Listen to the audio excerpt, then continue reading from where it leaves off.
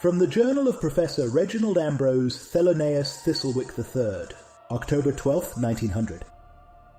The veil has stirred again, a thin place where the living and the dead share the same breath. I stepped through, as I have before, and found myself in a place stranger than any temple or tomb.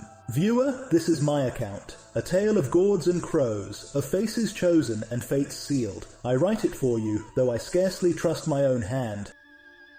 What follows is the facing, 1 moon away from All Hallows' Eve. The patch buzzed with root-deep tension.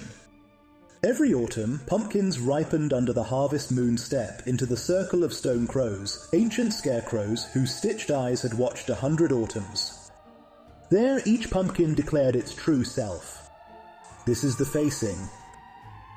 To refuse is to wither. To falter is to vanish.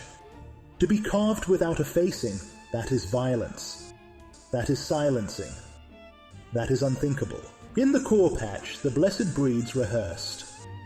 Gramble flexed his ridges, a fierce frown, stoop-guardian, no nonsense. Drella swirled her cinnamon-striped skin, something timeless, maybe a smirk. They gossiped like courtiers, laughter rustling louder than vines, and all their gossip circled the fence where the odd gourd grew. There shimmered pim, small, lopsided, purple-green bruises like stained glass, stem curled like a question, not fully pumpkin.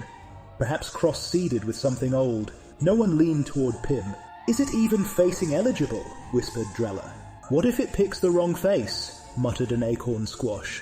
Through the vine band, the pulse connecting all gourds, Pim heard them, and Pim wondered, what if I don't want a scary face? What if I want soft eyes?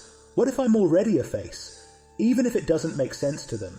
A tremble ran through its stem, a churn deep in its core. At noon, a hollowed peapod trumpet sounded. Ivy the messenger gourd jingled her cornhusk clipboard and called, "Final roll for facing?" The patch stirred, Drella gleamed, Gramble swaggered. One by one they rolled into the circle. Then Ivy turned and looked at Pim. "You too," she said softly, "if you're ready." The vines froze. A raven cackled, and slowly, trembling, Pim rolled forward. Toward the circle, toward the facing.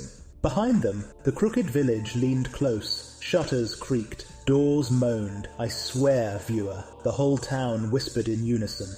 The lanterns, remember. The lost become light. It was not just pumpkins who awaited the verdict. It was the earth itself. And so Pim, the fence-born gourd, entered the circle of crows. I cannot say what face it chose, nor if it survived the night. But when I returned through the veil, I glimpsed myself in a mirror, and the face staring back was not the one I remembered. Viewer, perhaps I too have been faced. The veil trembles even now as I write these words. I, Professor Thistlewick, fear this is not the last time it will call me back. To be continued in Chapter 2, The Shape I Choose to Show, if we reach 100,000 views. Tell me, viewer, what face would you choose? Fierce, funny, soft, strange? Happy Halloween,